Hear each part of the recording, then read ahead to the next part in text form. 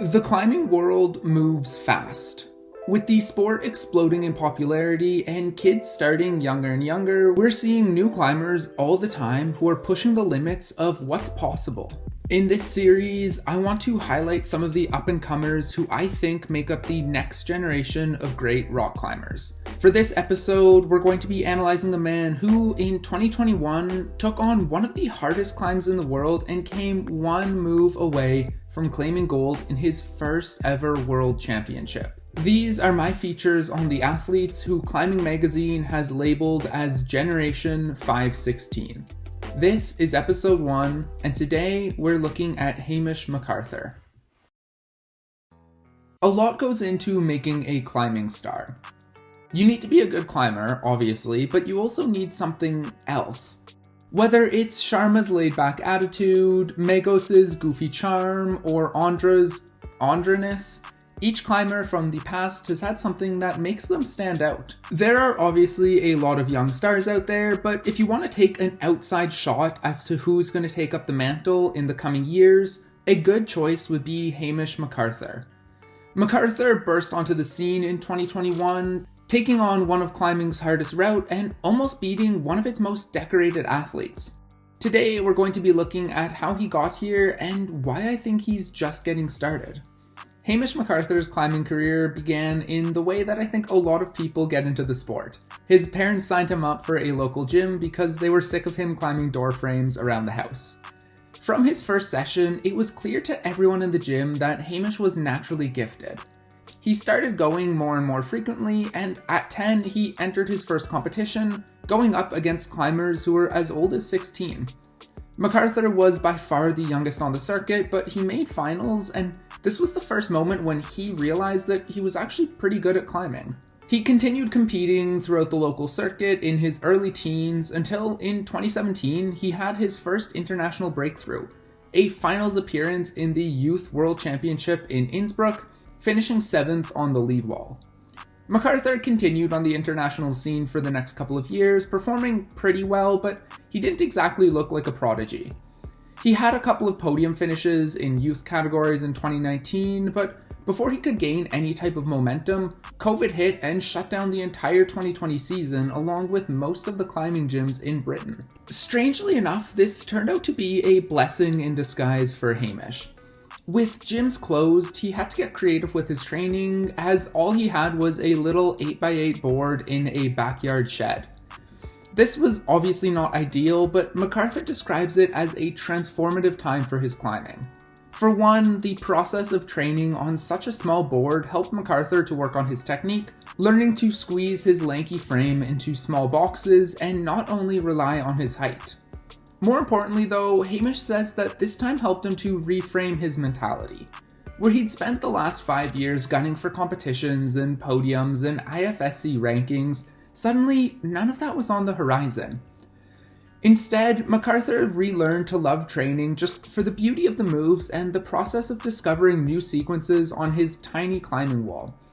This period of splashboarding in the backyard shed was somewhat transformative for Hamish, and when the world started opening up again, he was back in the gym with a new attitude and some nice new technique to build off of. This is one of the reasons that I think Hamish has a chance to become one of the faces of rock climbing.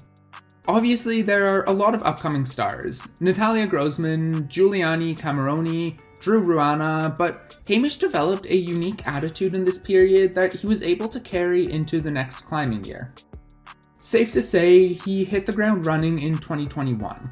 First, he won both the Youth Bouldering and Youth Lead World Championship in August, claiming his first ever international gold medal. Riding that momentum, he qualified for the open field in the Moscow World Championships, where he came 7th in bouldering and then qualified in 1st in the men's lead final. In his first ever international competition, against names like Stefano Ghisolfi, Tomoe Narasaki, and Jakob Schubert, Hamish McArthur would be climbing last. One of my favorite things about Hamish is his mentality, and talking to him about Moscow, you really saw that come through. He went into the event wanting to have fun and cherish the experience of his first ever IFSC finals, knowing he would never have that type of novelty again. He said he never felt like he deserved to win, but he just told himself there was no reason that he couldn't.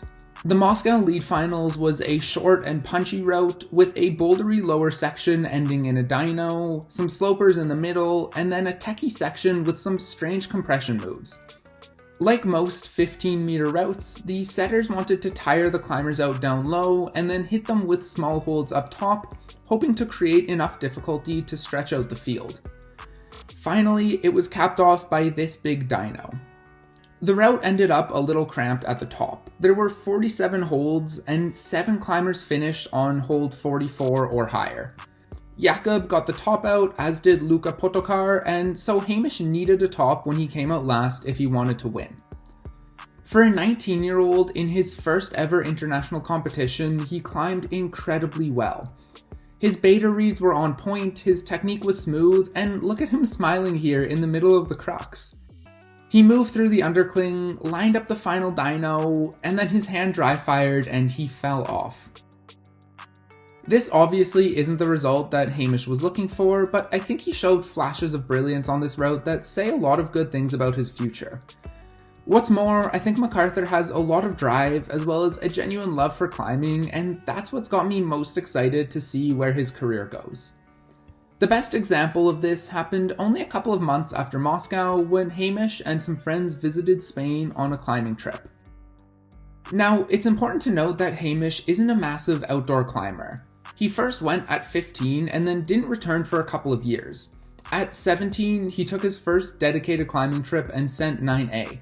Obviously, this is impressive for a 17-year-old, but it's not like he had some massive resume.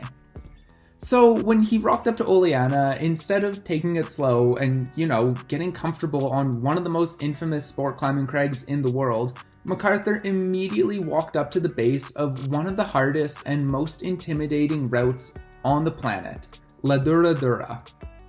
For those of you who don't know, Dura Dura is a 50-meter long, 515C sport route with 2 distinct cruxes, long stretches of hard climbing, and really bad feet. It's only been climbed twice, once by Adam Ondra and once by Chris Sharma. I asked Hamish what made him make this massive grade jump, and the answer was simple. He likes challenges, and there's almost nothing in the world more challenging than Dura Dura. This attitude is what has me really excited about Hamish's career. He has a great mixture of a genuine love for rock climbing. In our interview, he talked about enjoying the outdoors, going solo bouldering, and his desire to learn trad, mixed with the competitive attitude of a 19-year-old who genuinely believes he can be the best in the world. He has the skill set to back it up, too. On his first session on Dura Dura, he did basically all the moves. 2 sessions later, he was able to break the route into 3 distinct sections, taking a minute to hangdog rest in between them and completing all of the moves. Now, I've never sent a 9B+, but this feels like he's not too far off. His trip ran out before he had a chance to send Dura Dura, but he has plans to go back next winter. Before that though, we have the 2022 competition season, and I'm really excited to see what Hamish can do this year. Aside from his attitude, I think he has the type of climbing style that's going to keep getting better and better. He's very technique-based, using a lot of heel hooks and solid route reading. Look at him here, realize that he has the wrong heel, and then swap it out for the right hand so that he can move up. This isn't some earth-shattering beta break, but he's a 19-year-old in his first ever international final, climbing last, 25 moves up an 8A route, and he has the composure to reverse a bad beta read and find the right moves. That's pretty impressive. Finally, look at this sequence right after. He uses the toe hook to get the clip, crosses through with the feet, and then finds another heel hook to pull himself up into the undercling. It looks a good bit smoother than when Jakub does the same sequence. Now, obviously this isn't to say that Hamish has better technique than Jakub, and Schubert obviously won the competition. However, I think it goes to show a lot of composure and a really strong fundamental base of technique that he can continue to build upon as he gets stronger. Obviously, climbing is a hard sport to predict, but when I watch him on the lead wall and talk to him one-on-one, I really think we're watching the early days of one of climbing's next stars in Hamish McArthur. He's got the ambition, the technique, and the attitude to go as far as he can in this sport, and I can't wait to see what he does in 2022.